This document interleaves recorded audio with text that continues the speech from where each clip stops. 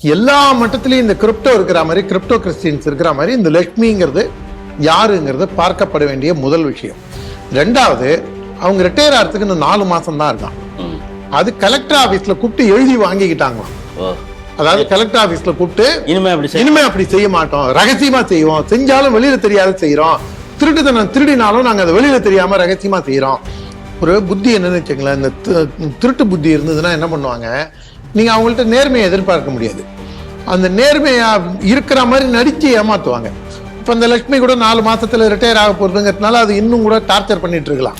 அவரு முத்துசாமியே இந்த பண்ணி சொல்றாருன்னா, அப்ப எத்தனை வருஷமா இந்த டெபாசிட் வாங்குறீங்க? டெபாசிட் வாங்குற பணம் டாஸ்மாக்கு வருதா இல்ல கரூர் கம்பெனிக்கு போகுதா? கரூர் கம்பெனில இருந்து வேற யாருக்கு போகுது அப்படிங்கிறதுக்கு கண்டிப்பா ஒரு வெள்ளை அறிக்கை முத்துசாமி கொடுக்க வேண்டும். திராவிட முன்னேற்ற கழகமும் டாஸ்மாக் உடைய மேனேஜ்மெண்ட் இதை கொடுக்கணுங்கிறதா நம்மளுடைய பார்வை. அதாவது இப்ப அபிஷியலா 10 ரூபா நாங்க எக்ஸ்ட்ரா வசூல் பண்ணோம்னு ஒரு இன்னைக்கு ஒத்துட்டு இருக்காங்க. இது ஒரு 3-4 வருஷம் முன்னாடி கூட நீலகிரி மாவட்டத்துல இருந்து கேஸ் போட்டு அந்த கேஸ் இன்னும் போயிட்டு இருக்கு. அதுல கூட ஒரு கோல்டு ஸ்டோரேஜ், நீங்க எந்த ஊர்ல என்ன அதிகமா விளையுதோ அதுக்கான கோல்டு ஸ்டோரேஜை கொண்டு வந்து வச்சிருந்தாங்கன்னா இவ்வளவு பிரச்சனை கிடையாது. பல்வேறு மாவட்டங்கள்ல, பல்வேறு மாநிலங்கள்ல, பல்வேறு ஊர்கள்ல இருக்கக்கூடியதை பார்க்காம பழங்களுக்கு கோல்டு ஸ்டோரேஜ் சொல்றீங்க. டெல்டா பகுதியில நெல்லை காப்பாத்துறதுக்கே மேல கூட கிடையாது. ஆனா பேனா வைக்கணும், ஆனா 130 அடியில பேனா வைக்கணும், ஊருக்கு ஊரு சிலை, முத்துவேலர் கருணாநிதியோட சிலையை வைக்கணும். இதெல்லாம் எவ்வளவு வேலை அவங்களுக்கு அரசாங்கத்துக்கு இருக்கு. உங்களுக்கு நெல்லு முக்கியமா, கருணாநிதி சிலை முக்கியமா? அதை தாண்டி இந்த சத்யராஜ், பிரகாஷ்ராஜ், இந்த பாபநாசம் எம்எல்ஏ ஜவாஹருல்லா, திருமாவளவன், இவங்கெல்லாம் என்னைக்காவது 28 பேரை ஜிப்பை ஊத்து பார்த்து கொண்டாங்கல்ல பகல்காம்ல, அதுக்கு இந்த பையில குரல் கொடுத்தாங்களா? இல்ல. அதுக்கெல்லாம் வாயை திறக்காத, உள்நாட்டில் நடக்கக்கூடிய பிரச்சனைக்கு வாயை திறக்காத நீ எங்கேயோ பல்லாயிரம் மைல்களுக்கு அப்பால நடக்கக்கூடிய விஷயத்துக்கு நீ திங்கிறது இங்க, கழியறது இங்க, வம்சவர்த்தி பண்ணிக்கிறது இங்க. பிரகாஷ்ராஜ் மாதிரி, சத்யராஜ் மாதிரி போன்ற இந்த கழிசடைகள் என்னைக்காவது ஒரு நாள் இந்த உள்நாட்டில் நடக்கக்கூடிய மாவோயிஸ்ட் தாக்குதல எத்தனை ராணுவ வீரர்கள், போலீஸ்காரங்க செத்து போயிருக்காங்க, சிவிலியன்ஸ் பாதிக்கப்பட்டிருக்காங்க. எவ்வளவு இந்த இதுல பச்சை தீவிரவாதத்தினால, பாகிஸ்தான் இன்ஃபில்ட்ரேஷன்னால, ஆப்கானிஸ்தான் டெரரிஸ்ட்னால இவங்க என்னைக்காவது பேசியிருக்காங்களா? இல்ல வங்கதேசத்துல இந்துக்கள் தாக்கப்பட்டு தெருவில் இழுத்து போட்டு அடிச்சு அவங்களை ரேப் பண்ணி கொல்லும் போது இந்த சண்டாளர்கள் என்னைக்காவது ஒரு நாள் வாயை திறந்து பேசியிருப்பாங்களா? இந்த கம்யூனிஸ்ட் கட்சியோட யூனிவர்சிட்டியில மட்டும் போலங்கிறது தான் அது நமக்கு ஒரு சுகம். நம்ம சொரிஞ்சுக்கிட்டா எப்படி சுகம், அந்த மாதிரி கம்யூனிஸ்ட்டை கொஞ்சம் வண்ட வண்டையா உண்மையோடு நம்ம சொல்லும் போது அதுல ஒரு அளவற்ற சுகம் தான் நமக்கு. இந்த பயிலுவ பல்வேறு எலெக்ஷன்ல எனக்கு தெரிஞ்ச பாரத நாடு முழுக்க மொத்தம் எம்எல்ஏ இருக்கானுங்கன்னு பார்க்கணும். இந்த கட்சிக்கு எனக்கு தெரிஞ்ச 5 எம்எல்ஏ இல்லை 6 எம்எல்ஏ இருப்பாங்கன்னு நினைக்கிறேன். பீகார்ல கொஞ்சம் இருக்காங்க, வெஸ்ட் பெங்கால்ல கொஞ்சம், வெஸ்ட் பெங்கால்ல கூட ஆல்மோஸ்ட் ரவுட்டட். அதனால மொத்தமா எவ்வளவு எம்எல்ஏ இருக்காங்கன்னு பார்க்கணும். அதை தாண்டி இவங்க எல்லா ஊர்லயும் எவ்வளவு ஓட்டு வாங்கியிருக்காங்க, 0.25. ஏன்னா இவனுக்கு நோட்டாவோட கேவலமான பயில. ராஜஸ்தான் எலெக்ஷன்ல இப்போ ஒரே ஒரு ஆள் ஜெயிச்சு வந்தான். எனக்கு தெரிஞ்ச அவனும் அங்க சாப்பிட்டு இந்துத்துவா பேசியிருப்பான், இல்லைன்னா அவன் ஜெயிச்சிருக்க முடியாதுங்க.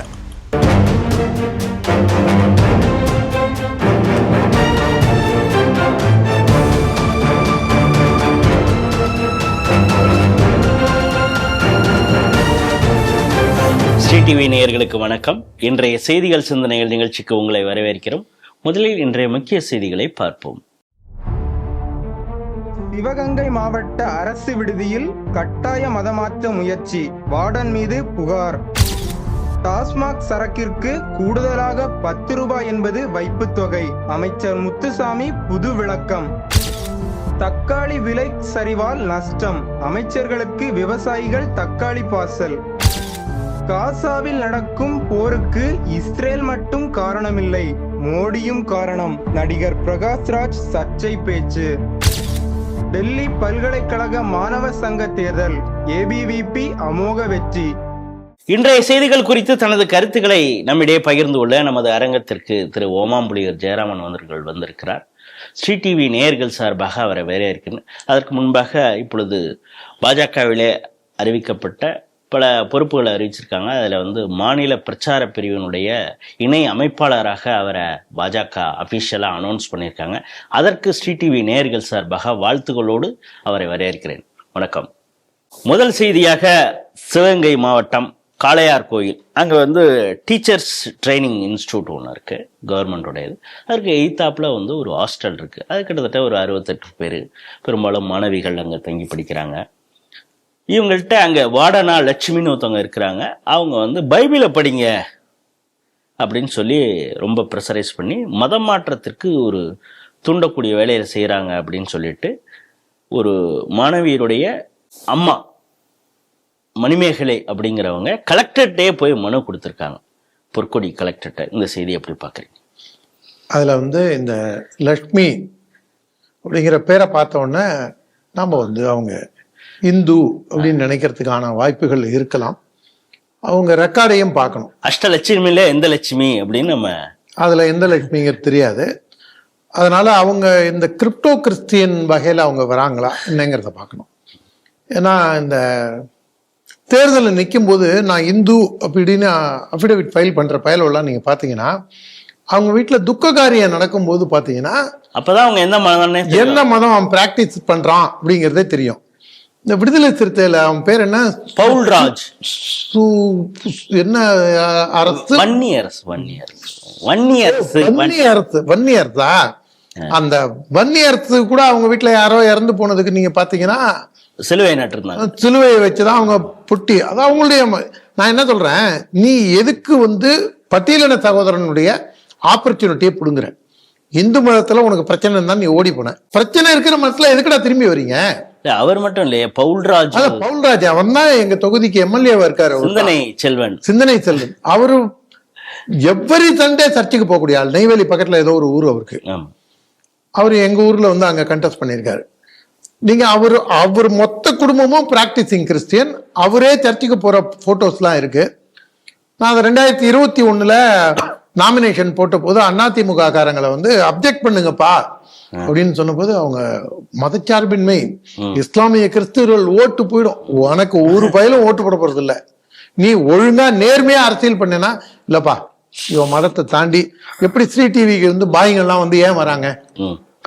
ஸ்ரீ டிவி பாய்ங்களுக்கு எதிரின்னா அவன் நம்மகிட்ட ஏன் வரப்போறான்?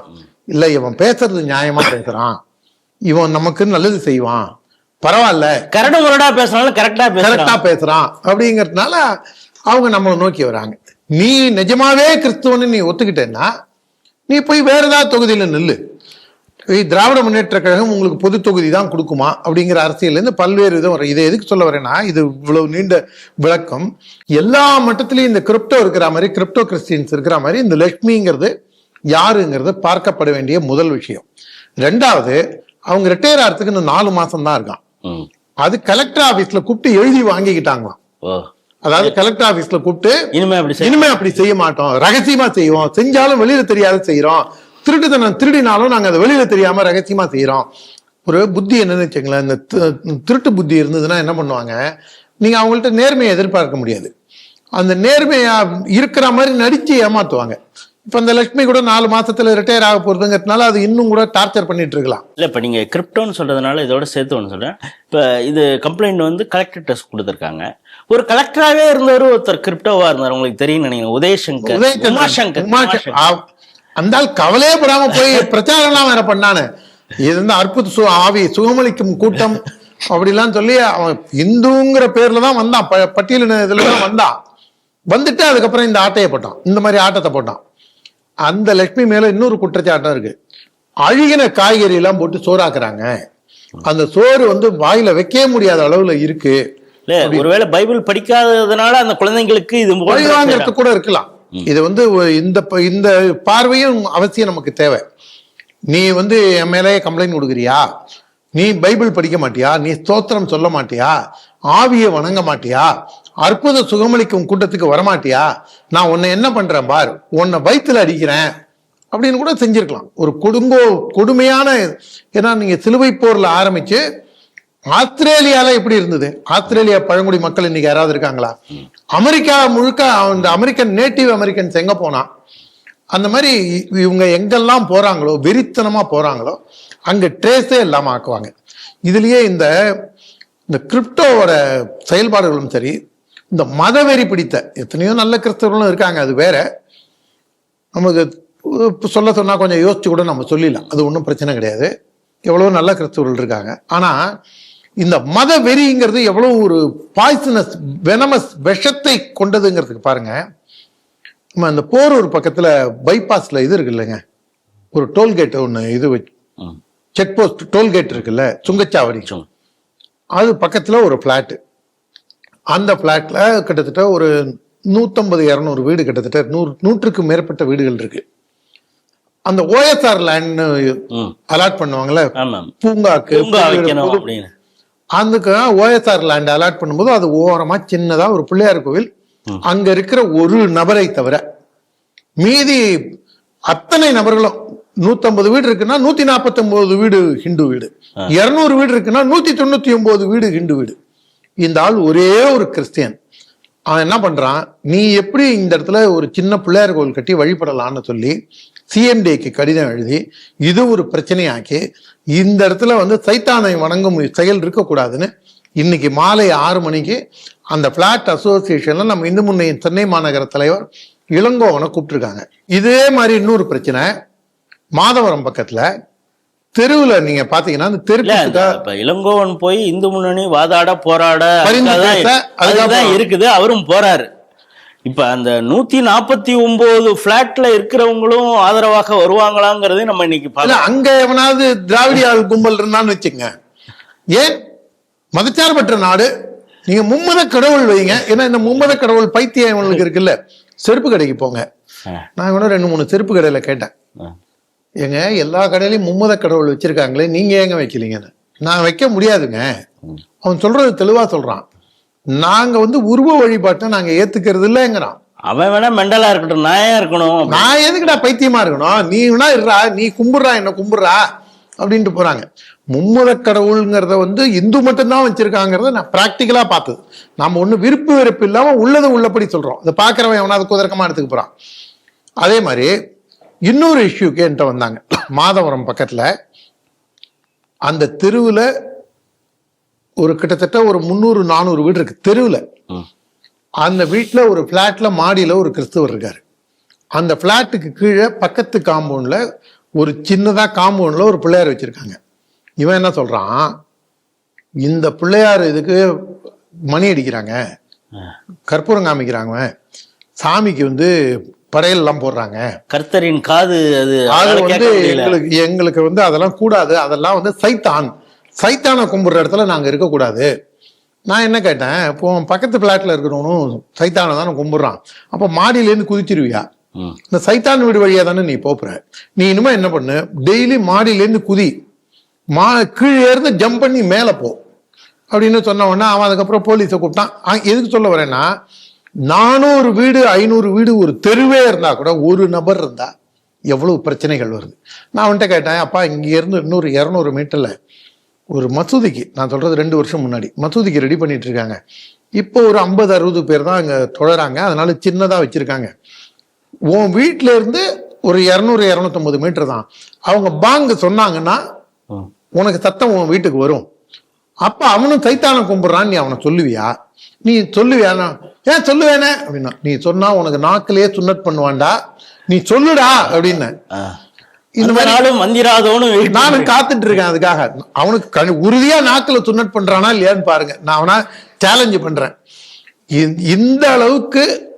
ஆனா இந்த பயலெல்லாம் பார்த்து நம்மள என்ன சொல்றான், நல்ல இஸ்லாமியர்களும் இருக்காங்க, நல்ல கிறிஸ்துவர்களும் இருக்காங்க. ஆனால் இதை போன்று வக்கரமாக இருக்கக்கூடியவர்களை கூப்பிட்டு கண்டிக்கக்கூடிய அளவுல யாருமே அந்த சமுதாயத்துல, அது இஸ்லாத்திலையும் சரி கிறிஸ்துவத்திலையும் சரி.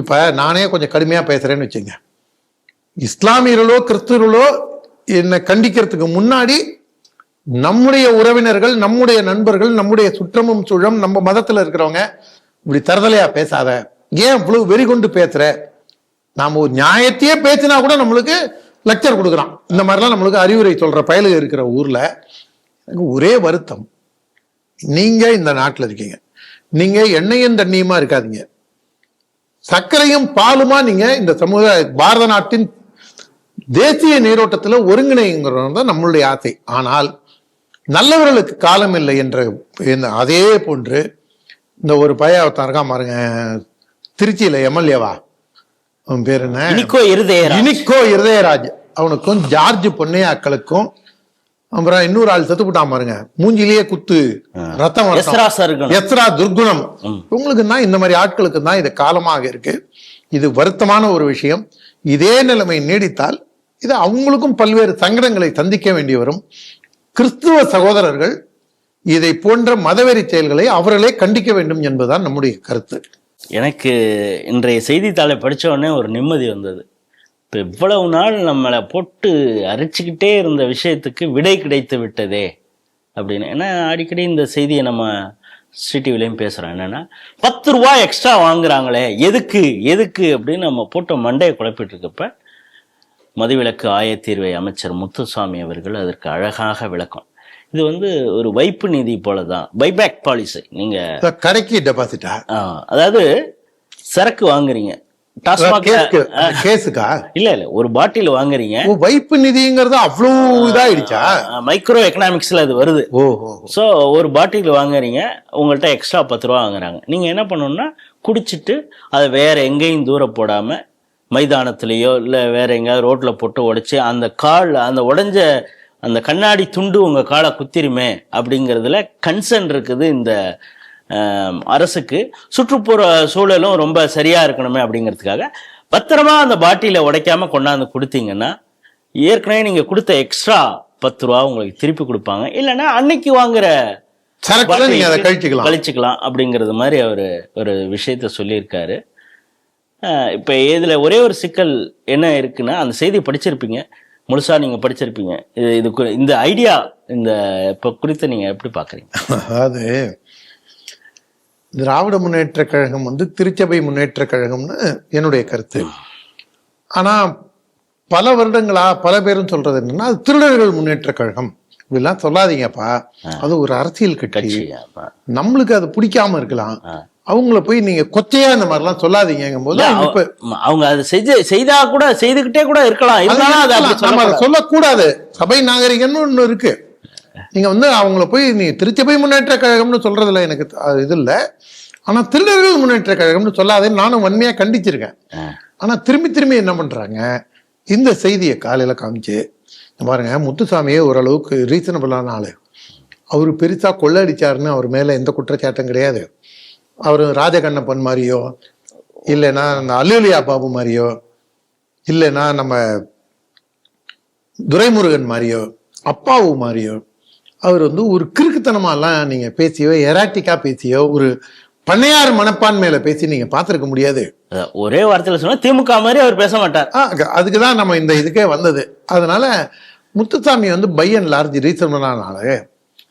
ஆனா அவரே இப்படி சொல்றாரு அப்படின்னா அதுல போற போக்குல அவர் உண்மையை ஒத்துக்கிறாருன்னு தான் அர்த்தம் அப்படின்னு அவர் பார்வையை சொல்லிட்டு தான் சரிப்பா அப்புறம் எதுக்குப்பா இவர்களை போய் திருடர்கள் முன்னேற்ற கழகம், இல்ல இல்ல நீங்க அதெல்லாம் பார்க்கணும், நல்லவன் ஜாஸ்தியா கெட்டவன் ஜாஸ்தியான்னு நீங்க பார்க்கணும். முத்துசாமி மாதிரி ஒரு சில நல்ல பேர் இருக்காங்க, அதை உடுப்பா நம்ம இதை பேசி ஒன்னா போறதில்ல, நீ கிளம்புன்ட்ட கருக்கெல்லாம் நடந்த விஷயம் அது. அவரு முத்துசாமியே இந்த மாதிரி சொல்றாருன்னா அப்ப எத்தனை வருஷமா இந்த டெபாசிட் வாங்குறீங்க? டெபாசிட் வாங்குற பணம் டாஸ்மாக்கு வருதா இல்ல கரூர் கம்பெனிக்கு போகுதா, கரூர் கம்பெனில இருந்து வேற யாருக்கு போகுது அப்படிங்கிறதுக்கு கண்டிப்பா ஒரு வெள்ளை அறிக்கை முத்துசாமி கொடுக்க வேண்டும். திராவிட முன்னேற்ற கழகமும் டாஸ்மாக் உடைய மேனேஜ்மெண்ட்டும் இதை கொடுக்கணுங்கிறதா நம்மளுடைய பார்வை. அதாவது இப்ப அபிஷியலா 10 ரூபா நாங்க எக்ஸ்ட்ரா வசூல் பண்ணோம்னு அவர் இன்னைக்கு ஒத்துட்டு இருக்காங்க. இது ஒரு 3-4 வருஷம் முன்னாடி கூட நீலகிரி மாவட்டத்துல இருந்து கேஸ் போட்டு அந்த கேஸ் இன்னும் போயிட்டு இருக்கு. அதுல கூட நீங்க பாட்டில திரும்பி வாங்கிக்கிற இது வைக்கலாமேங்கும் போதுதான் இந்த ஒயின் ஷாப்புக்காக இந்த டாஸ்மாக் ஊழியர்கள் சம்மேளனம் இருக்குல்ல, அது அநேகமா இந்த உண்டியல்ஸோட சங்கம் தான் நினைக்கிறேன். இந்த உண்டியல்ஸ் நீங்க சேப்பு சட்டை போட்டிருக்கீங்க, அதனால உங்களையும் உண்டியல்ஸ்ல சேர்த்துட போறாங்க. அந்த உண்டியல்ஸ் சங்கம் அவன் என்ன சொல்றான், அதுல வந்து சரக்கு வாங்கறதுக்கு ஒரு பெரும் கூட்டம், திருவிழா கூட்டம் வருது. நான் அவனுக்கு சரக்கு விற்று சில்லறையை கொடுப்பேனா, இல்லை அவன் பிராண்டு கேட்க 1ன்னு கேட்பான், அப்புறம் 4ன்னு மாற்றுவான், அப்புறம் சேஞ்ச் எடுத்து கொடுக்க வேண்டியதாக இருக்கு, சில்லறை காசு கொடுக்க வேண்டியதாக இருக்கு, இவ்வளோ வேலைகள் இருக்கு, அதுக்குள்ள பெரிய கூட்டம் சேர்ந்துருது. இதில் எங்கே நாங்கள் பாட்டில் வாங்குறது? அதனால எங்களால் அது முடியாது. இட வசதியும் கூட இல்லை. ரொம்ப அவன் என்னங்க மிஞ்சி போனா 200 சதுரடியில் வச்சிருக்கான், பின்னாடி எங்கேயாவது கோடன் வச்சிருப்பான். அந்த சரக்கு அடுக்கி வச்சிருக்கிற இது பார்த்தீங்கன்னா நம்ம ரோட்லேருந்து பார்த்தது தான். உங்களுக்கோ எனக்கோ அந்த அனுபவம் பெருசா இல்லைன்னு வச்சுங்க. அதில் ரோட்லேருந்து பார்க்கும்போது நம்மளுக்கு தெரியறதுனால சொல்றோம்.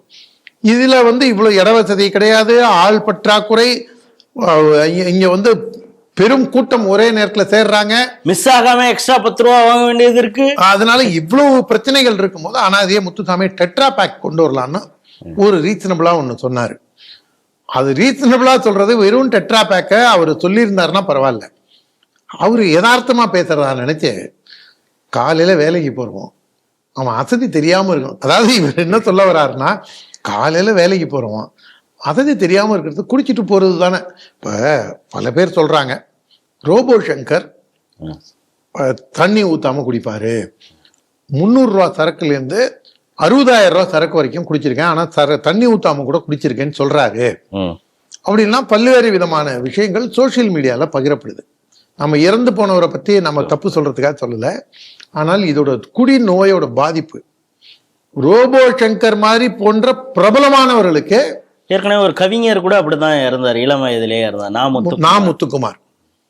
இது தினசரி நீங்க பாத்தீங்கன்னா தமிழகத்துல எனக்கு தெரிஞ்சு நூற்றுக்கணக்கானவர்கள் குடிநோயால, அதுவும் 30 வயதுக்கு கீழே இருக்கிறவங்க குடிநோயால பாதிக்கப்படும் போது இவங்க காலையிலேயே டெட்ரா பேக் கொடுக்கலாம், சீக்கிரம் ஆரம்பிக்கலாம், என்னென்னமோ விதவிதமான இதுல வந்தாங்க. இதுக்கு பதிலாக இவங்க பிளாஸ்டிக் கண்டெய்னர்ல கூட வந்துடலாம், பிரச்சனை இல்லாம போயிடும்.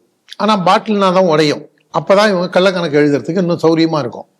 அதுல ஒரு வார்த்தை அவர் முத்துசாமி சொல்றதை நான் ஏத்துக்கிறேன். ரோட்ல எரிஞ்சிட்டு போறான், நீங்க அடிப்படையில நீங்களும் இன்னும் உங்களுடைய ரூட்ஸ் வித்து கிராமம், உங்களுக்கு டெல்டா கிராமம் விடல, வாய்க்கால்ல இறங்கி குளிக்க போகும்போது ஜாக்கிரதையா குளிங்க. அவன் படித்துறையில உட்காந்து குளிச்சுட்டு விட்டெறிறான், அதுவும் உடைச்சு விட்டெறிறான் பாட்டில. இல்லை, இப்போ மலைபட்சம் இது சிரார்த்தம் கொடுத்துட்டு நம்ம காவேரி கரையில தான் அங்கே கும்பகோணத்தில் கொடுத்தேன்.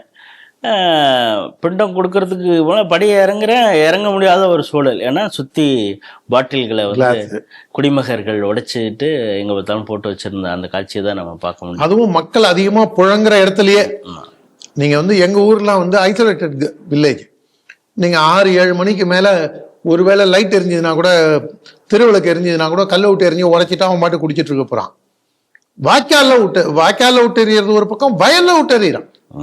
வயல்ல இறங்கி ஏர் ஓட்டுறதுங்கிறதா இப்போ போயிடுச்சு. அதை நிறவறதுக்காக இறங்குறவங்களுக்கோ, நடவு நடுறதுக்காக இறங்குறவங்களுக்கோ, விதை விதைக்கிறதுக்காக இருந்தாலும் சரி, களை எடுக்கிறவங்களா இருந்தாலும் சரி, யாருக்கா இருந்தாலும் அது காலில் எப்போ வேணாலும் ஏறும். இன்னைக்கு இல்லைனாலும் நாளைக்கு அது வெளியில வரதான் போகுது. இந்த மாதிரி பல்வேறு பிரச்சனைகள் இந்த கிளாஸ்னால எல்லா மட்டங்கள்லையும் இருக்கு. இதுக்கு டெட்ரா பேக்கெட்டோ இல்லை பிளாஸ்டிக் கண்டெய்னரோ கூட ஒரு மாற்று ஏற்பாடா பெரிய அளவில் சுற்றுப்புற சூழலுக்கு பிரச்சனை இல்லாமல் இருக்கும். எனக்கு இப்போதான் இன்னொன்று தோணுது. இப்போதான் ஒரு 15 நாள் முன்னாடி விநாயகர் சதுர்த்தி ஊர்வலம் முடிஞ்சுது. இந்த பொல்யூஷன் கண்ட்ரோல் போர்டுன்னு ஒன்று, அவன் ஆம்பூர் வாணியம்பாடி பகுதியில் நவத்வாரத்தையும் பொத்திட்டு காந்தி ஆசிரம குரங்கு மாதிரி இருக்கிற பயலுவை விநாயகர் சதுர்த்தின்னு பொங்கி வருவான். இப்ப இந்த பொல்யூஷன் கண்ட்ரோல் போர்டு இதுக்கெல்லாம் என்ன பண்ணுது? அவங்களுடைய வேலை என்ன? இதுவும் இதுவான பொல்யூஷன், மக்களை பாதிக்கக்கூடிய பொல்யூஷன். ஆனா இதுல கொடுமையான விஷயம், நீங்க இதுல இந்த ஒரு பாட்டில வச்சு பல்வேறு பிரச்சனைகள் இருக்கும்போது, இதுல அதாவது விஞ்ஞானபூர்வமாக திருடக்கூடியவர்கள் திராவிட முன்னேற்ற கழகத்தினர் சர்க்காரியா கமிஷன்ல சொன்னதா சொல்லுவாங்க. இருக்குன்னு நினைக்கிறேன். அதுலயும் அப்சர்வேஷனா சொல்லியிருக்காரா, இதுல இருக்கான்னு தெரியல. ஆக மொத்தம் அது மக்கள் மனதுல ஒரு ஆழமாக பதிந்த ஒரு விஷயம். அதுல பாட்டில் பாலாஜிங்கிற ஒரு நிபுணர் 5 கட்சி அமாவாசை, கருணாநிதியாலும் கனிமொழியாலும் தத்தி இப்ப இருக்காரு, அவராலையும் பாராட்டி ஏசி பத்திரம் வாசிக்கப்பட்டவர். ஏச்சு பத்திரம் வாசிக்கப்பட்ட இந்த பாலாஜி எப்படிலாம் கொள்ளடிக்கலாம் அப்படிங்கிறதோட பிரச்சனையோட நீங்க ரூட்டுக்கு போனீங்கன்னா அதுக்கு முன்னாடியே இருந்தது. 2 ரூபா வாங்கினா 5 ரூபா வாங்கினா அது பெருசா தெரியாம இருந்தது. ஆனா கடலையை திருடுறவன் புடுங்கி அந்த செடியை அங்க போட்டு போவான். ஆனா நாம சொன்னது இல்லை, நாஞ்சில் சம்பத்தோட வீடியோ இருக்கு. கருணாநிதி வந்து செடி அப்படியே இருக்கும்போது மண்ணுக்குள்ளார போய் அந்த கடலையை திருடி திங்கிறவான் அப்படின்னு ஒரு மேல பேசினது நாஞ்சில் சம்பத். கிட்டத்தட்ட எனக்கு அதை தான் இது ஞாபகப்படுத்துது. திருப்பூர் மாவட்டம் பல்லடம் அங்கே இருக்கக்கூடிய விவசாய சங்கத்தினர் வந்து நூதனமாக ஒரு போராட்டத்தை பண்ணியிருக்காங்க. என்னென்னா, போஸ்ட் ஆஃபீஸில் போயிட்டு பார்சல் அனுப்புகிறோன்னு போயிருக்காங்க. தயவுசெய்து நீங்கள் இதை வந்து நாங்கள் கிண்டல் பண்ணுறோம் அப்படின்லாம் எடுத்துக்கினாங்க, எங்களுடைய உள்ள குமுறலை இது பண்ணுறோம், நாங்கள் பார்சல் அனுப்பிச்சிருக்கோன்னு எங்களுக்கு நீங்கள் வந்து ஒரு ரிசிப்ட் கொடுங்க அப்படின்னு அங்கே போய் இது பண்ணுறாங்க. என்னென்னா, அவங்க அமைச்சர்கள் சக்கரபாணி, பெரிய கருப்பன், எம்ஆர்கே பன்னீர்செல்வம் அவங்களுக்குலாம் என்ன, தக்காளியோட விலை ரொம்ப வீழ்ச்சி ஆயிடுச்சு, பெரிய நஷ்டமாக இருக்குது, இதுக்கு இது இப்படி ஒன்று நடந்துக்கிட்டு இருக்குங்கிறத கூட இந்த அமைச்சர்கள் தெரியாமல் இருக்கிறாங்க, அவங்க புரிஞ்சுக்கணுங்கிறதுக்காக அவங்க ஆஃபீஸுக்கும் வீட்டுக்கும் நாங்கள் பார்சல் அனுப்புகிறோம் அப்படின்னு இருக்காங்க. இந்த விவசாயிகளின் உள்ள குமுறலை எப்படி பார்க்குறீங்க? அதாவதுங்க, உழுதவன் கணக்கு பார்த்தா உழக்கு தான் மிஞ்சும் அப்படிம்பாங்க. நாம நாத்தங்காலுக்கு தண்ணி வைக்கிற நாள்ல இருந்து நம்ம நெல்லை விவசாயம் பண்றதுனால சொல்றேன், நாத்தங்காலுக்கு பம்பு செட்லேயோ இல்லைன்னா வாய்க்கா தண்ணியை மடையை திறந்து அன்னைக்கு முதல் செலவில் நீங்கள் ஆரம்பித்து அறுப்பு அறுத்து வீட்டில் 10,000 நெல்லை கொண்டு வந்து கொட்டுற வரைக்கும் நீங்கள் கணக்கு எழுதினீங்கன்னா அந்த உழக்க கூட மிஞ்சாது. ஒரு ஏக்கருக்கு குறைஞ்சது 3,000-4,000 ரூபா, நான் சொல்கிறது ரொம்ப கம்மி, 5,000-6,000 ரூபா வரைக்கும் நஷ்டத்தில் தான் விவசாயம் செய்யணும். அந்த நஷ்டத்துக்கு பல்வேறு காரணங்கள், இதில் பல்வேறு காரணங்கள் இருக்கு. நஷ்டத்தையும் தாண்டி ஏன் விவசாயம் செய்கிறோம்னா, பரம்பரையாக விவசாயம் செய்கிறோம், நிலத்தை கரம்பா போட்டா ஊர் சிரிக்கும். ஊர் சிரிக்கிறத தாண்டி நமக்குன்னு ஒரு இத்தனை நாள் சோறு போட்ட நம்மளுடைய பூமி தாய் பூமாதேவி, அதுக்காக நம்ம வந்து விவசாயத்தை விட முடியாது. லாப நஷ்ட கணக்கு இதில் பார்க்க முடியாது. என்னைக்காவது ஒரு நாள் இந்த சூழ்நிலை மாறும் அப்படிங்கிற நம்பிக்கையில போகும்போது தான் வாராது வந்த மாமணியாக நமக்கு பிரதமர் நரேந்திர மோடி அவர்கள் இன்னைக்கு கிசான் சம்மான் யோஜனா அப்படின்னு வருஷத்துக்கு 6,000 ரூபாய் கொடுக்குறாரு. அது இல்லாம கிராப் இன்சூரன்ஸையும் என்ஹான்ஸ் பண்ணியிருக்காரு. 2000 பாரதிய ஜனதா கட்சி ஆட்சியில தான் பயிர் பாதுகாப்பு வந்தது. அதுக்கு முன்னாடி நடிகை வளர்க்கிற நாய்க்கு இன்சூரன்ஸ், நடிகையின் தொடைக்கு இன்சூரன்ஸ், ஆனா விவசாயத்துக்கு இன்சூரன்ஸ் இல்லாம இருந்தது. கிராப் இன்சூரன்ஸ் பாரதிய ஜனதா கட்சி அடல் பிஹாரி வாஜ்பாய் காலத்துல தான் பயிர் பாதுகாப்பு இது இன்சூரன்ஸ் வந்தது. மோடி இப்ப கிசான் சம்மான் கொடுக்குறாரு. அதே பிரதமர் மோடி தலைமையிலான பிஜேபி ஆட்சி தான் இந்த விவசாயிகளுக்கு வந்து இதை மோனோபோலியை பைபாஸ் பண்ணி இடைத்தரகர்களை நீக்கி அங்கங்க உங்களுக்கு மண்டிஸ்ல மட்டும் உங்களுக்கு இல்லாம உங்களுக்கு கோல்டு ஸ்டோரேஜ் இது பண்ணி தரணும் விவசாய சட்டம், வேளாண் சட்டம் கொண்டு வந்தாங்க. ஆனா இந்த கிராதகர்கள், ஓட்டிங் மிஷினா பார்க்கக்கூடியவர்கள் இந்த கலவரத்தை ஏற்படுத்தக்கூடிய அளவுல கொண்டு போய் நிறுத்தி நாட்டில் ஒரு தவறான பிரச்சாரத்தை செஞ்சு இந்த மாதிரி ஒரு நல்ல விஷயங்கள் நடக்க வேண்டிய நல்ல விஷயத்தை கெடுத்த பாவிகள் இந்த காங்கிரஸ் தலைமையிலான இண்டி கூட்டணி. அது இண்டி வேற யாரும் தப்பா காதுல விழுந்துற போது ஒரு அரக்கர் மனம் கொண்டவர்களாலதான் விவசாயிகளுக்கு வர வேண்டிய நன்மைகளை தடுக்க முடியும். எப்படி தடுக்க முடியும் அப்படின்னு யாராவது கேட்டா, கோல்டு ஸ்டோரேஜ் கட்டியிருந்தாங்கன்னு வச்சுங்க. மோடி என்ன சொன்னாரு, கோல்டு ஸ்டோரேஜ் வேற எவனாவது கட்டட்டும், அதுக்கு கூட நம்ம வந்து மானியம் கொடுக்கலாம், இல்லை நம்ம ஃபண்ட் பண்ணலாம், இல்ல யாராவது லோக்கல்ல இருக்கக்கூடிய வியாபாரிகள் கூட அதை கட்டி ப்ரொக்யூர் பண்ணிக்கிட்டோம், இல்ல வெளி மாநிலத்துல இருந்து இங்க வந்து வாங்கட்டும், பல பிளெக்சிபிளான விஷயங்களை கொடுத்தாங்க. இதே விஷயங்கள் தான் 2016 திமுகவோட தேர்தல் அறிக்கையில இந்த வேளாண் சட்டத்துல என்ன மோடி கொண்டு வந்தாரோ அதை தான் திராவிட முன்னேற்ற கழகத்தோட தேர்தல் அறிக்கை 2016 அறிக்கையில இருந்தது. இப்போ நீங்கள் சொன்ன மாதிரி அந்த 3 வேளாண் சட்டம் இப்போ இம்ப்ளிமெண்ட் ஆயிருந்ததுன்னா, இப்போ சண்டிகருக்கு தக்காளி அதிகமாக தேவைப்படுதுன்னா இப்போ இங்கேருந்து வாங்கிட்டு போயிருப்பான். அதுல விவசாயிகள் கொடுக்குற பேட்டியில இன்னொரு முக்கியமான விஷயத்த சொல்றாங்க. இதே மாதிரி விளைச்சல் அதிகமா இருந்ததுன்னா அவங்க திருப்பூரை சேர்ந்த விவசாயிகள் அவங்கெல்லாம் கர்நாடக மாநிலத்திலையும் சத்தீஸ்கர் மாநிலத்திலையும் அரசாங்கமே வாங்கி கோல்டு ஸ்டோரேஜில் விற்கிது அப்படின்னு. ஆனா தமிழ்நாடு அரசை பொறுத்த வரைக்கும் அவங்க வைக்கிற கோல்டு ஸ்டோரேஜுங்கிறது அவங்களுக்கு வந்து கிங் கெமிக்கல்ஸ் அவங்களுடைய இதுல மன்னார்குடி பக்கத்தில் டிஆர் பாலுவோட டிஸ்டிலரியிலேருந்து வாங்கினோம், ஜெகத் ரட்சகன் டிஸ்டிலரியிலேருந்து வாங்கினோம், அப்புறம் அக்கா செல்வி அக்காவுக்கு வேண்டப்பட்டவங்க யாரோ டிஸ்டிலரி வச்சிருக்காங்கிறாங்க, அங்கேருந்து வாங்கினோம். அதுக்கப்புறம் கூட்டணி கட்சிகள் டிஸ்டிலரி வாங்கினோம், எஸ்என்ஜே டிஸ்டிலரியிலேருந்து வாங்கினோம். அதுக்கெல்லாம் வாங்கி ஸ்டோர் பண்ண இடம் பார்ப்பாங்களா? கபர்தார். இந்த வியாபாரிகளுக்கு விவசாயிகளுக்காக நம்ம உதவி செய்யணும். விவசாயிகள் வாழ்க்கையை நம்ம மேம்படுத்திட்டா நமக்கு ஓட்டிங் மிஷின் எவன் உங்களை மோடி வஞ்சிச்சிட்டார் அப்படின்னு சொல்றதுக்கு அவன் போற போக்கில் அதுல அந்த பேசுற விவசாயி வந்து மத்திய மாநில அரசுன்னு சொல்றாரு. அவருக்கு புரிதல் இல்லாதனால அவர் சொல்றாரு. அவர் வந்து அதுல இன்னொரு விஷயமும் சொல்றாரு, அந்த விவசாயி அதை வந்து பதுக்கி வைக்கணும். அதாவது ஒரு போற போக்குல அவரால் ஒரு இதுல சொல்றாரு. அது ஒண்ணும் ஒரு வைக்கிறாங்களா? இப்ப யூரியா வந்து மதுரையில இருந்து நீ எப்படா எடுப்பேன்றான் பாருங்க. கரெக்டா சப்ஜெக்டுக்கு வந்தீங்க. நீங்க தக்காளியோ மாம்பழமோ அழுகக்கூடிய பெரிஷபிள் காய்கறிகள் ஐட்டத்தையோ ஸ்டோரேஜ் கிடையாது. ஆனா அதுக்கு பதிலாக மண்ணு ஃபாரின்ல இருந்து வந்ததுன்னா தூத்துக்குடி துறைமுகத்துல இருந்து வெளியே எடுக்க முடியாது, அங்கேயே கிடக்கட்டும்.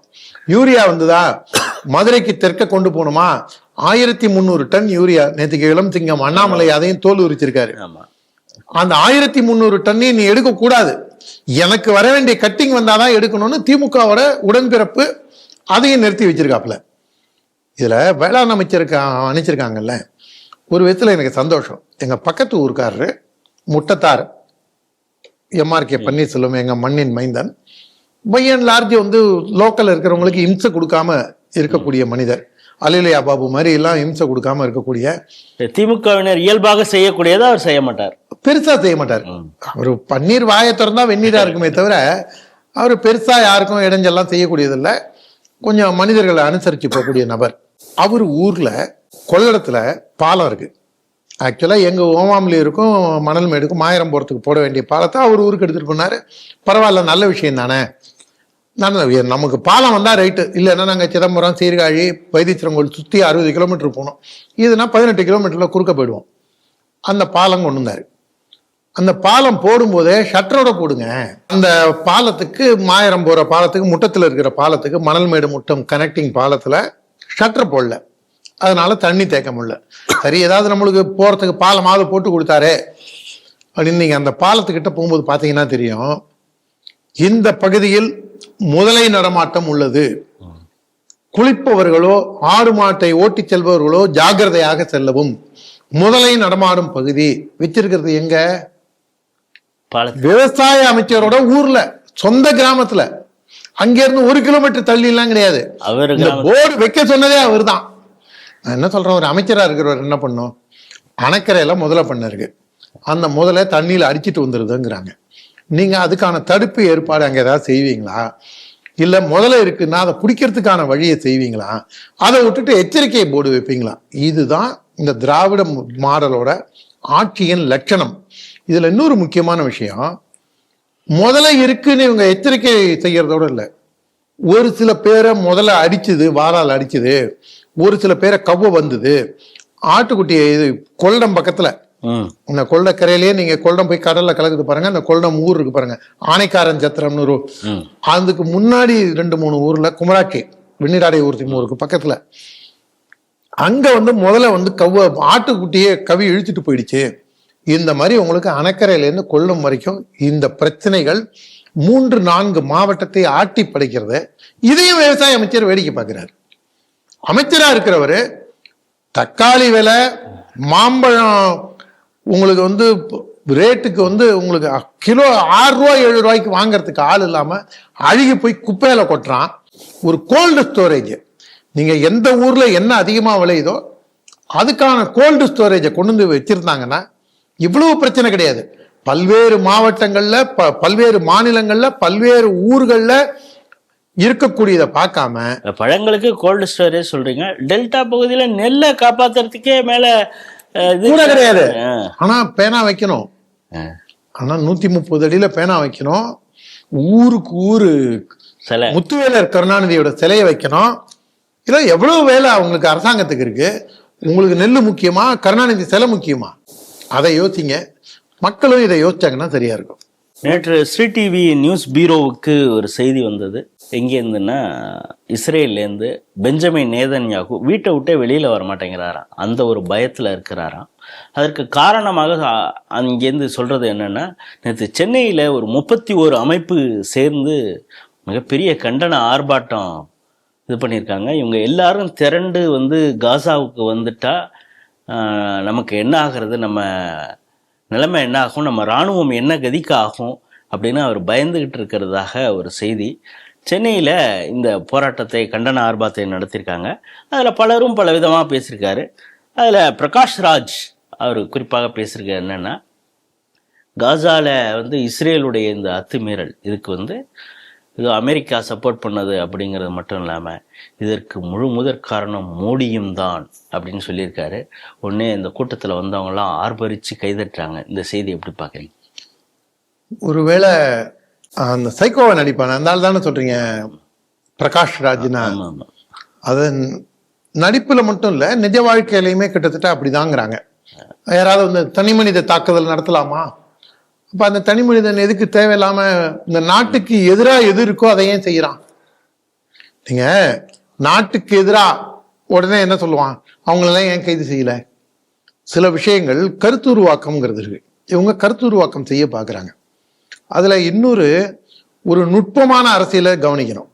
இந்த பயலுவ எல்லாம் இந்த ஆடு புருஷன் அமீர், இந்த சைக்கோ பிரகாஷ் ராஜ், இந்த கும்பல் நேத்திக்கு அப்புறம் இந்த கோயம்புத்தூர் பாம் பிளாஸ்ட் பணத்தை திருடி தின்ன பய இருக்கான் பாருங்க, அவன் ஜவாஹிருல்லா, திருமாவளவன், அப்புறம் கால் டாக்ஸி தலைவர், ஓலா யூபர் தலைவர் திருமாவளவன், இவங்க எல்லாம் இந்த பாலமுருகன் காந்தி, டேனியல் காந்தி எல்லாம் யாசர் அராஃபத் மாதிரி அந்த துண்டை போட்டு இது பண்றாங்க.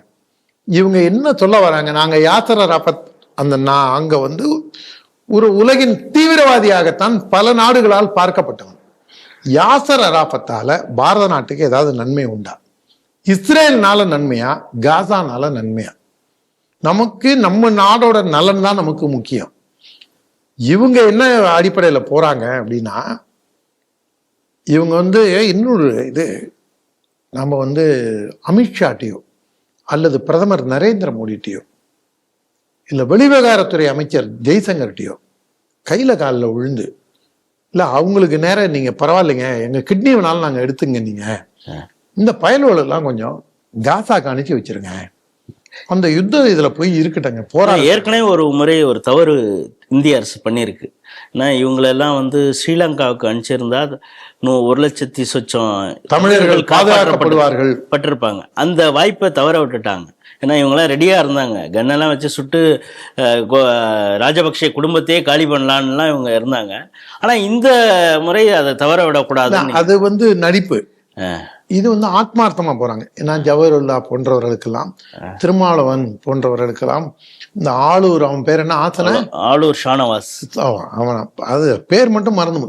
இந்த பயல்களுக்கெல்லாம் உலகளாவிய இஸ்லாம், அவங்கள பொறுத்த வரைக்கும் குளோபல் இஸ்லாமைசேஷனுடைய அஜெண்டாக்கு இவங்கெல்லாம் they are playing to the tune.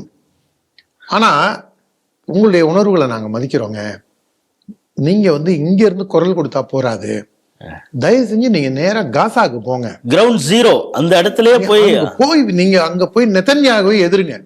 வேணா உங்களை இஸ்ரேல்ல கூட கொண்டு போய் விடுறோம், இதே பாலஸ்தீன துண்டோட யாசர் அராஃபத் போட்டிருந்த துண்டு மாதிரி நீங்களும் போட்டுங்க, தயவு செஞ்சு அங்க போய் இஸ்ரேல் ஒழிக, நெதன்யாகு ஒழிகன்னு சொல்லுங்க, உங்களுக்கு அதுக்கான டிக்கெட்டு முத கொண்டு விசா டிக்கெட்டு எல்லாம் நம்ம பார்த்துப்போம் அப்படின்னு சொல்லணும். ஏன்னா இதை வச்சு இங்க அரசியல் செய்ய ட்ரை பண்றாங்க. ஒருவேளை இந்த சைக்கோ பிரகாஷ் ராஜ் சொல்ற மாதிரி மோடி வேடிக்கை பார்க்கிறார், அமைதியா இருக்காரு, அமைதியா தான் இருக்கணும். அவங்க யாரை ஆதரிக்கிறாங்க? பாகிஸ்தானை ஆதரிக்கிறாங்களா? வெஸ்டர்ன் காட்ஸும் மேற்கு கரையும் காசாவும் யார் ஆதரிக்கிறாங்க? பாகிஸ்தான் ஆதரிக்கிறாங்களா, நம்மள ஆதரிக்கிறாங்களா? பாலஸ்தீன ஒரு நாட்டுக்கு அந்த இது நாடுங்கிறது ஒண்ணு இருக்கணும் அப்படிங்கிறதுக்காக இப்ப யூஎன் ஒரு வாக்கெடுப்பு நடத்துறதுல அதுக்கு இந்தியா ஆதரவாக தான். அதெல்லாம் கரெக்ட். அதெல்லாம் மோடிக்கு அந்த பரந்த மனசு இருக்கலாம், எனக்கு ஏன் பரந்த மனசு இருப்பானே? நீ பரந்த மனசோட இருக்கியா? நான் என்ன கேக்குறேன், இந்த பயலூர் நேத்திக்கு எத்தனை இயக்கம்? நேத்திக்கு 31 இயக்கம். 31 இயக்கத்துக்கு சேர்ந்து 31.5 பேர் போயிருப்பானுங்க. பெரியாரிய உணர்வாளர் எல்லாம் அந்த உங்களுக்கு பிடித்த அந்த நடிகர் சத்யராஜ் என்ன சொல்றாருன்னா, இதுக்கு நான் குரல் கொடுக்காம நான் வந்து செலிபிரிட்டியா ஒரு மிகப்பெரிய நடிகரா இருந்து என்ன டேஷுக்கு பிரயோஜனம் அப்படின்னு கேட்கிறாரு. இந்த பத்திரிக்காரங்களை திட்டலைன்னா எனக்கும் சோறு ஜெரிக்காது. இந்த பயல்கள்கிட்ட இந்த கார்த்தால தான் இந்த விஜயோட இது பார்த்தேன். நாகப்பட்டினத்துல விஜய் ரோட் ஷோ போறாரு. அவர் வந்து சாட்டர்டே பொலிட்டீஷியன், வீக்கெண்ட் பொலிட்டீஷியன். அவர் வந்து போகும்போது எனக்கு என்னன்னா, அந்த சத்யராஜையோ பிரகாஷ் ராஜையோ ஆடு புருஷன் அமீரையோ கூப்பிட்டு விஜயோட அரசியல் நீங்க ஆதரிக்கிறீங்களா இல்லையான்னு இந்த பத்திரிக்காரன் கேட்டாங்கனாலே இந்த பயில வெளில வர மாட்டானுங்க. ஏன்னா ஒருவேளை நாளைக்கு விஜய் வலுவாயிட்டாருன்னா அப்படின்னு யோசிப்பானுங்க. அதனால பத்திரிக்காரங்க 4 பேர் 4 டைரக்ஷன்ல போய் மைக் எடுத்துட்டு நீட்டினாலே சரியாயிடும். அதை தாண்டி இந்த சத்யராஜ், பிரகாஷ் ராஜ், இந்த பாபநாசம் எம்எல்ஏ ஜவாஹருல்லா, திருமாவளவன் இவங்கெல்லாம் என்னைக்காவது 28 பேரை ஜிப்பை ஊத்து பார்த்து கொண்டாங்கல்ல பகல்காம்ல, அதுக்கு இந்த பையல குரல் கொடுத்தாங்களா? இல்ல. அதுக்கெல்லாம் வாயை திறக்காத, உள்நாட்டுல நடக்கக்கூடிய பிரச்சனைக்கு வாயை திறக்காத நீ எங்கேயோ பல்லாயிரம் மைல்களுக்கு அப்பால நடக்கக்கூடிய விஷயத்துக்கு நீ திங்கிறது இங்க, கழியறது இங்க, வம்சவருத்தி பண்ணிக்கிறது இங்க. பிரகாஷ் ராஜ் மாதிரி சத்யராஜ் மாதிரி போன்ற இந்த கழிசடைகள் என்னைக்காவது ஒரு நாள் இந்த உள்நாட்டில் நடக்கக்கூடிய மாவோயிஸ்ட் தாக்குதல எத்தனை ராணுவ வீரர்கள் போலீஸ்காரங்க செத்து போயிருக்காங்க, சிவிலியன்ஸ் பாதிக்கப்பட்டிருக்காங்க, எவ்வளவு இந்த இதுல பச்சை தீவிரவாதத்தினால, பாகிஸ்தான் இன்ஃபில்ட்ரேஷன்னால, ஆப்கானிஸ்தான் டெரரிஸ்ட்னால இவங்க என்னைக்காவது பேசியிருக்காங்களா?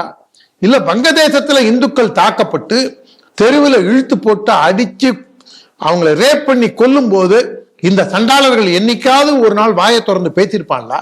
அந்த கூட்டத்துல பிரகாஷ் ராஜ் போர் இன்னைக்கு நாளைக்கே கூட முடிஞ்சிடலாம், அதை விடுங்க. ஆனா அங்க ஒரு தாய் தன் மகனுக்காக காத்திருப்பா, தாய் மகனுக்கு புருஷன் குழந்தைக்காக ஒரு தாய் பால் கொடுப்பதற்காக காத்திருப்பா. இந்த காட்சியெல்லாம் நம்ம மறந்துடக்கூடாது. இவன் கள்ளக்காதலியாக காத்திருப்பான்னு நினைக்கிறேன். எச்சக்கல பைய ஈத்தர நம்ம பேசக்கூடாதுன்னு நினைச்சா கூட இவனுடைய செயல்பாடுகள் இதாவது தாய் காத்திருப்பாள். அப்ப நீ காத்தா குண்டு போட்டு கொண்டானுங்க 1500 பேரை அழிச்சானே, அந்த 1500 குடும்பம் எல்லாம் அனாதை பயிலாம் என்ன? அவனுக்கு வானத்துல இருந்து அப்படியே இறங்கிட்டான்லாம் என்ன? இவனுங்கெல்லாம் என்ன நினைச்சிட்டு பேசுறானுங்க, நாமெல்லாம் அப்படியே பிரம்மானால நேர வானத்துல இருந்து தள்ளி விடப்பட்டிருக்கோம், நாமெல்லாம் இதுக்கெல்லாம் அப்பாற்பட்டவர்கள், நம்ம என்ன பேசினாலும் யாரும் கேட்க மாட்டாங்க. ஆனா அதுக்கு ஏத்த மாதிரிதான், இந்த பயலுக்கு ஏத்த மாதிரிதான் பத்திரிகை யாராவது மைக்கை நீட்டி, சார் காசா இதுல போய் இஸ்ரேல் 1500 பேர் செத்து போனாங்களே, அதை பத்தி உங்க கருத்து என்ன? எவனும் கேட்க மாட்டான். நீ ஏன் பகல்காமுக்கு குரல் கொடுக்கல? நீ ஏன் வங்கதேசத்துக்கு குரல் கொடுக்கல? நீ ஏன் தமிழ்நாட்டில் படுகொலை செய்யப்பட்ட ஆடிட்டர் ரமேஷ், வேலூர் வெள்ளையப்பன், வீர சிவா, வீர கணேஷ், ஒரு நாளன்னைக்கு நினைவு நாள் நம்ம இந்து முன்னேற்ற சசிகுமார், இவ்வளவு பேர் படுகொலை செய்யப்பட்டிருக்காங்களே, நீ ஏன் பாஷாவை கண்டிக்கல? ஏதாவது யாராவது கேட்குறாங்களா பாருங்க. இவங்களை அதனாலதான் சொல்றேன், இவங்களை கொண்டு போய் காசால விட்டுட்டோம்னா 2 நல்லது. இந்த சனியன்கள் நம்மளை விட்டு ஒழியும், அந்த சனியன் காசாக்கு போயிடும். பெரிய திருப்தியா இருக்கும் நமக்கு. இளைஞர்களை வந்து போராட அழைச்சிக்கிட்டு இருக்கார் ராகுல் காந்தி. குறிப்பாக எலெக்ஷன் கமிஷனுக்கு எதிராக ஒரு பெரிய பிரச்சாரத்தை தொடங்கிற ஓட் ஷோர் அப்படின்னு சொல்லி இதை பாஜக செய்கிறது. பாஜகவுடைய ஒரு பிரிவாக எலெக்ஷன் கமிஷன் மாறிடுச்சு அப்படின்லாம் அவர் சொல்றாரு. பீகாரில் ஃபஸ்ட்டு ஆரம்பித்தார் ஓட் ஷோர், ஃபஸ்ட்டு ஒரு ப்ரெசன்டேஷன் பண்ணார். அப்போ எல்லாரும் இளைஞர்களை போராட கூப்பிட்டாரு. அதுக்கப்புறம் 2 நாட்களுக்கு முன்னால் ஒரு ஹைட்ரஜன் பாம்பு போடுறேன் அப்படின்னு சொல்லிட்டு இன்னொரு ஓட் ஷோர் ஆலந்த் அப்படிங்கிற ஒரு கான்ஸ்டியூன்சியை வச்சு ஒரு பவர் பாயிண்ட் ப்ரெசன்டேஷன் பண்ணார். இதெல்லாம் ஒரு பக்கம் நடந்து கொண்டு இருக்கும் பொழுதே அவர்கள் தலைமை பொறுப்பில் இருந்த DUSU அப்படின்னு சொல்லுவாங்க, டெல்லி யூனிவர்சிட்டி ஸ்டூடெண்ட்ஸ் யூனியன், அந்த இதில் ஏற்கனவே ஜோஸ்லி நந்திதா சௌத்ரி காங்கிரஸ் கட்சியுடைய ஸ்டூடெண்ட் விங்குடைய தலைவராக இருந்தாங்க. இப்போது நடந்த தேர்தலில் அகில பாரதிய வித்யார்த்தி பரிஷத்தை சார்ந்த ஆரியன் மான் அப்படிங்கிற மிகப்பெரிய அளவு வெற்றி பெற்றிருக்கிறார். அவர் மட்டும் இல்லை, அது பல பொறுப்புகள் இருக்கிறது மாணவர் அந்த அமைப்பில். அதில் பெரும்பாலான பொறுப்புகளை ABVP கைப்பற்றிருக்கிறது அப்படின்னு. ABVP RSS உடைய ஒரு விங்காக இருக்குங்கிறது எல்லாருக்கும் தெரியும்.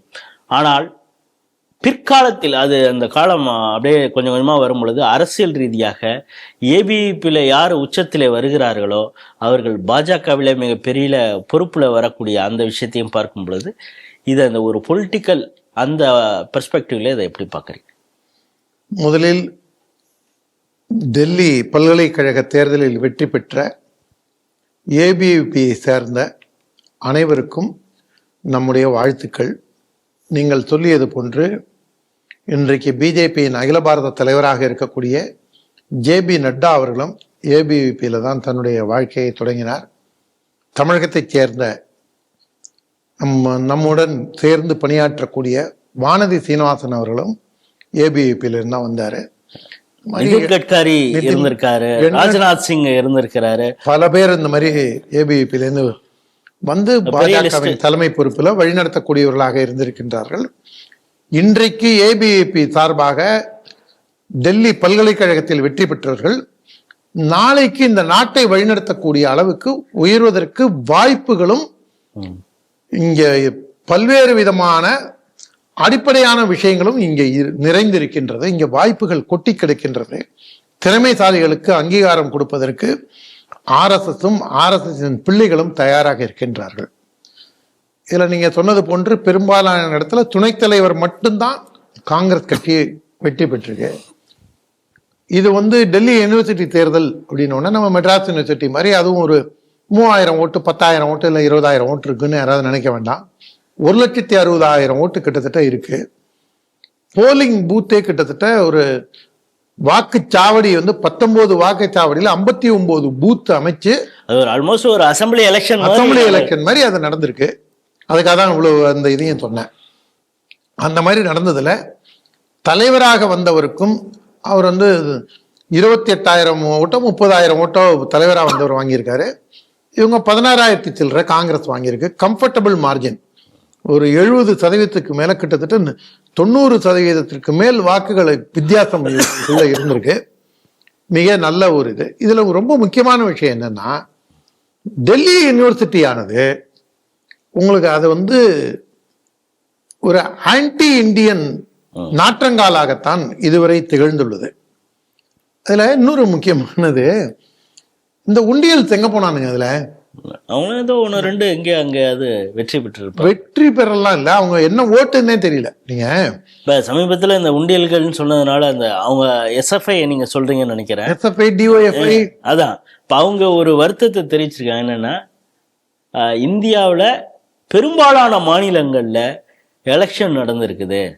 நாம் மற்றவங்கெல்லாம் பாசிசம் சொல்றோம். மற்ற எல்லா இடங்களையும் தேர்தல் நடந்திருக்கிறது.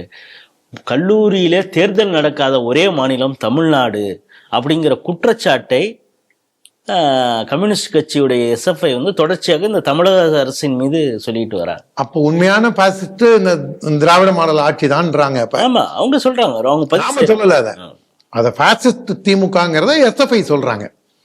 இப்ப எந்த அளவுக்கு திமுகவோட ஜனநாயகம் இருக்கு, இங்க இருக்கிற சமூக செயல்பாட்டாளர் ஊடகவியலாளர்லாம் எந்த அளவுக்கு திமுகவோட காலை கழுவி குடிச்சிட்டு இருக்கானுங்கன்னா மானங்கட்ட பயிலுங்கிறத எஸ்எஃப்ஐ சொல்லுது. ஏன்னா தூய்மை பணியாளர்கள் இந்த போராட்டத்துல அதிகமாக அதுலேருந்து இருந்தவங்க தான் கலந்துக்கிட்டாங்க. அப்புறம் அவங்களுக்கு சார்பான அட்வொகேட்ஸ் கலந்துக்கிட்டாங்க. அட்வொகேட்ஸ் மேல இருந்த கேஸுகளை நாங்கள் வாபஸ் வாங்க மாட்டோம் அப்படின்னு அந்த கோபத்துல தான் தமிழக அரசும் சொல்லியிருக்குங்கிறத நம்ம இந்த நேரத்தில் பதிவு செய்யணும். அதை இதுல டெல்லி ஒரு நாற்றங்கால். இவங்களுக்கு இந்த விஷமத்தனங்களுக்கு, ஆன்டி இண்டியன் ஆக்டிவிட்டீஸ்க்கு, இந்த பாரத நாட்டின் பண்பாடு கலாச்சாரத்தை சீரழிக்கிற அளவுக்கு ஒரு அங்க ஒரு டீஜெனரேட் ஆன ஒரு கேம்பஸ் தான் டெல்லி யூனிவர்சிட்டி. நல்ல வேலையா அதுல என்ன மாணவர் பேர் ஆரியான் மான் அவரு தேர்தல் இதா சொல்லியிருக்கிறது நம்ம மெட்ரோல போகும்போது பாஸ் கன்செஷன், எல்லா வைஃபை ஃப்ரீ எல்லா இடங்கள்லயும் விளக்கு. அங்க எல்லா இடத்துலயும் விளக்கு இருந்தாலே பாதி பிரச்சனை இருக்காது. ஏன்னா இருட்டுல தான் இந்த கம்யூனிஸ்ட் பயலுக அங்க இயங்குறானுங்க. அதனால இந்த மாதிரி விஷயங்கள் எல்லாமே இன்னும் ஒரு சிறப்பான ஒரு முன்னோட்டத்திற்கு இது அடித்தளமாக பார்க்கின்றோம். இதுல டெல்லியில மட்டும் இந்த கம்யூனிஸ்ட் கட்சியோட யூனிவர்சிட்டியில மட்டும் போலங்கிறதான் அது நமக்கு ஒரு சுகம். நம்ம சொரிஞ்சுக்கிட்டா எப்படி சுகம், இந்த மாதிரி கம்யூனிஸ்ட கொஞ்சம் வண்டையா உண்மையோட நம்ம சொல்லும் போது அதில் ஒரு அளவற்ற சுகம்தான் நமக்கு. இந்த பயிலுவ பல்வேறு எலெக்ஷன்ல எனக்கு தெரிஞ்ச பாரத நாடு முழுக்க மொத்தனை எம்எல்ஏ இருக்கானுங்கன்னு பார்க்கணும் இந்த கட்சிக்கு. எனக்கு தெரிஞ்ச 5 எம்எல்ஏ இல்லை 6 எம்எல்ஏ இருப்பாங்கன்னு நினைக்கிறேன். பீகார்ல கொஞ்சம் இருக்காங்க, வெஸ்ட் பெங்கால்ல கொஞ்சம், வெஸ்ட் பெங்கால்ல கூட ஆல்மோஸ்ட் ரவுட்டட். அதனால மொத்தமா எவ்வளவு எம்எல்ஏ இருக்காங்கன்னு பார்க்கணும். அதை தாண்டி இவங்க எல்லா ஊர்லயும் எவ்வளவு ஓட்டு வாங்கியிருக்காங்க, 0.25. ஏன்னா இவனுக்கு நோட்டாவோட கேவலமான பயில. ராஜஸ்தான் எலெக்ஷன்ல இப்போ ஒரே ஒரு ஆள் ஜெயிச்சு வந்தான். எனக்கு தெரிஞ்சு அவனும் வந்து அங்க சாஃப்ட் இந்துத்துவா பேசியிருப்பான், இல்லைன்னா அவன் ஜெயிச்சிருக்க முடியாதுங்க. ஏன்னா கம்யூனிஸ்டுக்கும் அந்த கம்யூனிஸ்ட்ல இருக்கக்கூடிய சுப்பராயன் ஒருத்தர் திருப்பூர் எம்பியா இருக்காரு. அவர் வந்து ஏழை பங்காளன். அவருடைய பவுஷ் வந்து கம்யூனிஸ்ட் கட்சிக்குள்ளேயே மிகப்பெரிய விமர்சனங்கள் வரக்கூடிய அளவுல தான் அவருடைய செயல்பாடுகள் இருக்கு. அதனால சொல்லுக்கும் செயலுக்கும் சம்பந்தம் இல்லைன்னா எங்க கொண்டு போய் நிறுத்தும், முச்சந்தியில கொண்டு போய் நிறுத்துங்கிறதுக்கு உதாரணம் தான் டெல்லி யூனியன்ல. ஏன்னா ராகுல் காந்தி என்ன பண்ணாரு, அவர் வந்து ஓட்சோர் என்னென்னமோ சொல்லி பார்த்தான். இந்த ஓட்சோர்னா ஞாபகம் வருது, நேத்திக்கு வந்து உதகமண்டலத்திலேயே ஏதோ ஒரு தொகுதியில ஒரே இடத்துல 220 ஓட்டு எப்படி வந்தது, அப்ப இங்க திமுக தான் அதுக்கு காரணமா அப்படின்னா அந்த மாதிரி செய்திகளும் வந்திருக்கு. இல்லை, அதில் ஒரு சுவாரஸ்யமான ஒரு விஷயம் என்ன சொல்கிறாங்கன்னா, இந்த ஓட்சோர் ஒரு இது சொல்லும் பொழுது இளைஞர்களை எப்படி ஜென்சி நேபாளில் எப்படி இளைஞர்கள் போராட கூப்பிட்டாங்களோ அது மாதிரி அவர் கூப்பிட்டாரு. ஃபர்ஸ்ட்டு ஓட்சோரில் இளைஞர்களை கூப்பிட்டாரு. அப்போ அதுக்கு பிறகு வந்து பார்த்தீங்கன்னா அந்த இளைஞர்கள் போராடினாங்க. எதுக்காக அப்படின்னா நாயை காப்பாற்றணும் அப்படின்னு இறங்கி போராடினாங்க. இப்போ செகண்ட் டைம் வந்து ஒரு பவர் பாயிண்ட் ப்ரெசன்டேஷன், இளைஞர்களே வாருங்கள் போராட அப்படின்னு கூப்பிட்டாரு. உண்மையிலேயே பெரிய அளவில் இளைஞர்கள் வீதிக்கு வந்தாங்க. எதுக்குன்னா iPhone 17 அந்த சீரீஸ் வாங்குறதுக்காக எங்க பார்த்தாலும் கூட்டம் இருக்காங்க. அந்த அளவுக்கு தான் இவருடைய வார்த்தைக்கு மரியாதை அப்படின்னு சொல்றாங்க. அது இவருடைய வார்த்தை மரியாதை பவுச்சு தான் டெல்லி இதுலயும் தேர்ந்துச்சு. இதுல உள்துறை அமைச்சர் அமித்ஷா அவர்களும் உங்களுக்கு நம்ம டெல்லி இதுல தேர்ந்தெடுக்கப்பட்டவர்களுக்கு வாழ்த்து தெரிவித்துள்ளார்கள். மீண்டும் அவர்களின் பணி சிறக்க நம்முடைய நெஞ்சார்ந்த ஆசைகளையும் வாழ்த்துக்களையும் தெரிவித்துக் கொள்வோம். இன்றைய 5 செய்திகள் குறித்து மிக விரிவாகவும் ரொம்ப சுவாரஸ்யமாகவும் ஸ்ரீ டிவி நேயர்களோடு உங்களுடைய கருத்துக்களை பகிர்ந்து கொண்டிருக்கீங்க. மீண்டும் ஒரு நிகழ்ச்சியில் சந்திப்போம். அதுவரை உங்களிடமிருந்து விடைபெறுகிறோம். நன்றி, வணக்கம். ஜெய் ஹிந்த், ஜெய் ஸ்ரீராம். ஜெய் ஸ்ரீராம்.